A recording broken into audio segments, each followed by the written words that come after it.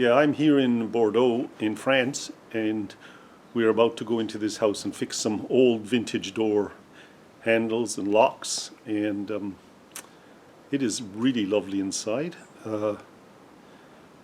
So the house was most likely built in 17th century, and my guess is the door locks are in the 18th century. But what beautiful hardware they have inside this old merchant's house. And let's go to work and fix some of these locks for these people.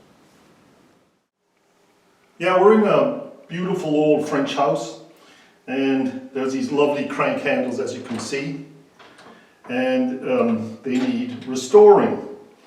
Now some of them were really loose, like very shaky. I tightened them all up, but I want to show you how I did it so you have the ability to do your own old door handles and tighten them up. And what the lock isn't working, we'll get that working as well. We'll take that apart. Let's go with the crank handles first, and I'll just show you what I've done. Yeah, so in the olden days they did do classy things. You'd think this is all one doorknob here, but actually you unscrew this here and you realize they actually made a thread on the end of this, right? And made it so that that can screw on there. So it's not all one piece. Isn't that lovely? Huh? What they used to do in the olden days is so pretty sometimes, so beautiful. Now if you don't want your door to push into the door too much, you can put a washer behind these plates. That helps. Stops a bit of the friction.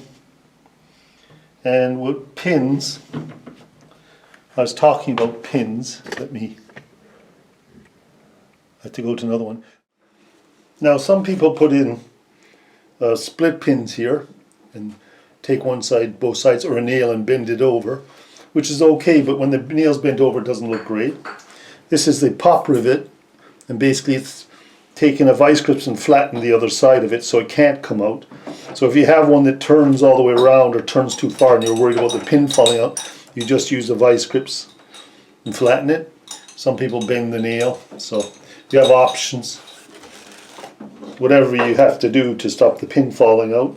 These don't go down far enough for the pins to fall out, so you can actually leave pins just laying in there, which is sometimes a bit unusual for door handles. So anyways, there you go. So as you can see, this is a beautiful old crank handle here, right? But nothing's happening with the latch, which is really sad. Now a lot of these were really loose, and I'll just take out this pin here. Some pins just drop in because they're always facing up. So there we go.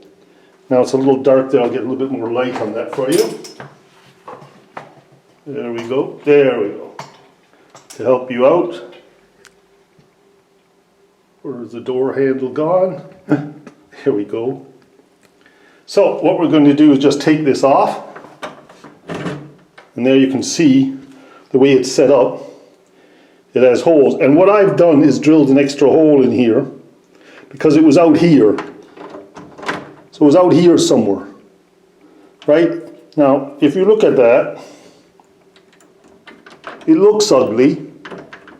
I can't get the pin in. Looks like it was even out further. Anyways, look at how ugly that looks. You still can't see it very easily. There you go. Try to get a good angle on that and a good light. There you go. And you can see the space here. Well, that's what you want to get rid of first. Now, if it's only a little space, you can put a washer in. But otherwise, just measure from the door to the whole center of the hole and punch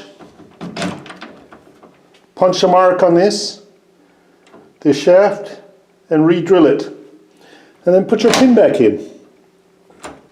And look what you've got. I'm going to show you some other examples of what I've done, just to help you find other solutions. On this knob, I've just put 2 washers behind it. You know, you have to ask yourself how much trouble you're going to go to. And there's a pop rivet for the pin, which is a really nice way of making it look pretty still, with a nice head on it. If you can't find brass pins, and you may find brass pins later. If I find some, I'll let you know. Anyways, there we go. So that's that one, how I fixed it. Yeah, this has got a larger circumference, and I've just put one washer behind here. It can be either behind here or behind on the other side here. And you can see that's quite tight now. You don't mind them a little loose, but when they're falling all over the place, it's ridiculous. Now on this one, I've actually repaired this lock, but it was kind of interesting because I've never done that before, so I'm going to show you how I did that. But we're going to open one I haven't opened. Now this is a little loose, but they were all like that. That's kind of funky. That's okay. Long as it, runs smoothly. A little bit of looseness. You can put a washer in there if you wanted to, but a little looseness is okay because it's, old.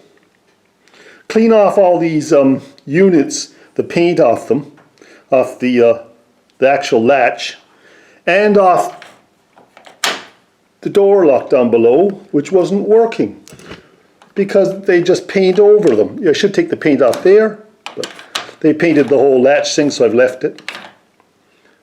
That's actually filing. I filed that a little so that it ran easier. So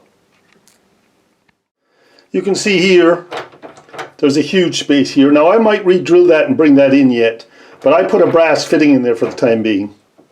Now if you get nice pieces of brass and you can put them in, it's okay, but I prefer that to be in. I might bring that in later on just by re-drilling the shaft and bring it in.